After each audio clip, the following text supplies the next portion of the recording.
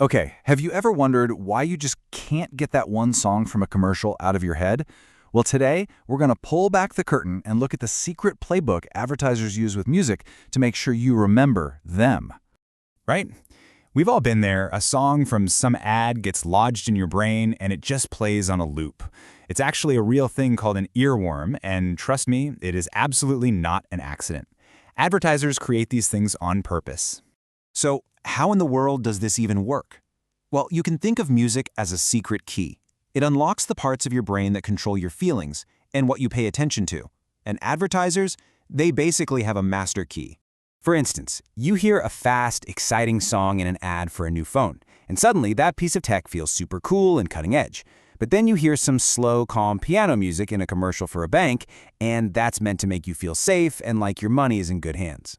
It's like an instant emotional switch gets flipped. Now, here is the really clever part. Your brain makes this connection all by itself, automatically. It takes the good feeling you get from the music and attaches it directly to the product. You don't even know it's happening. It's all happening in the background.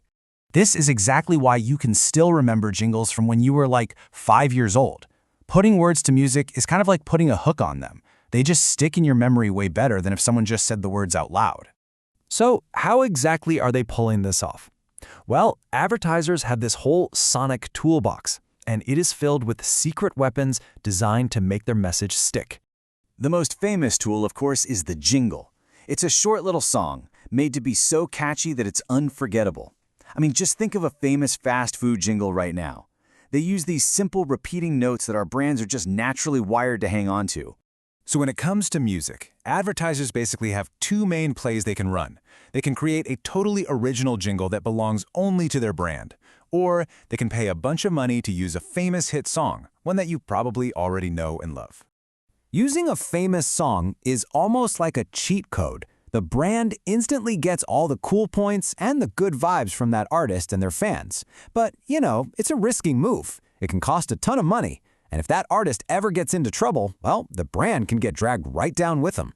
But it's not just about catchy songs.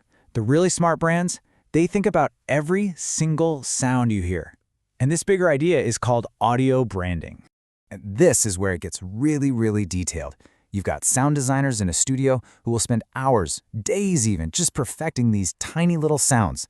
That solid thunk of a luxury car door, that's engineered to say quality. That crisp psst when you open a soda can, that screams refreshing. These sounds become just as important as the visual logo itself.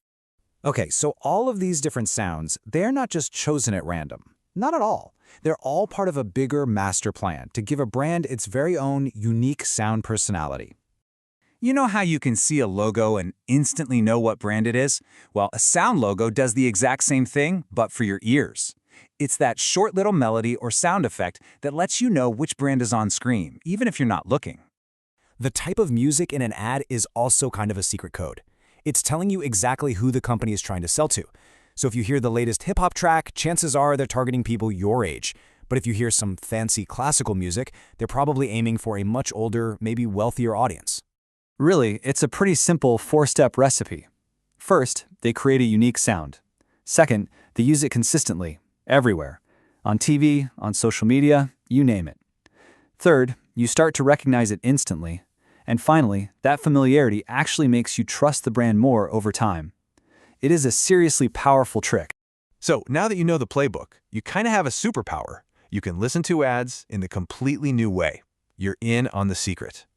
I mean, the power of ad music is so huge that it can literally change pop culture. A commercial can take a song that no one's heard in years, put it in an ad, and turn it into a #1 hit. That's actually changing what everyone is listening to. And all of this brings up a really big question. Is this whole thing fair? When a company uses music to make you feel a certain way about their product, and you don't even realize it's happening, is that just smart advertising, or is it a kind of mind game? People have some really strong opinions on this. So from now on, when you hear an ad, just listen a little closer.